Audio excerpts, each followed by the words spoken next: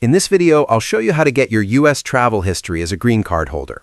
This is especially useful if you are applying for citizenship or naturalization and need to show your entry and exit records. First, open your browser and go to i94.cbp.dhs.gov. This is the official CBP I-94 website.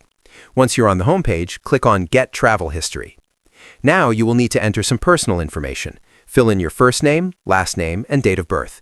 You'll also need to enter your passport number and your country of passport issuance. Make sure all the details you enter are correct and match your documents exactly.